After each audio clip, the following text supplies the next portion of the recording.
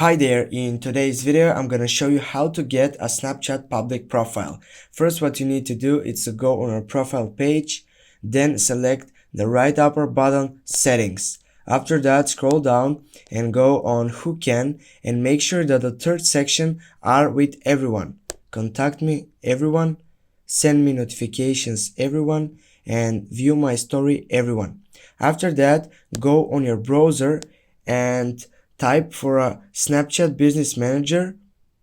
They will give you a chance to log in, and you need to make it easy because after that you'll need to fulfill some informations.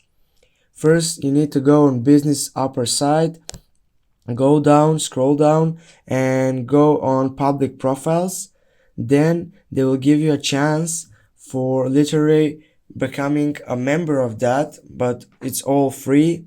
As you can see, you can have two options: create a Snapchat account and go with I already have a Snapchat account. You make sure that you get it in and everything's done. Thank you so much, guys. Thanks for watching. Make sure that you like the video, comment down below, and see you soon.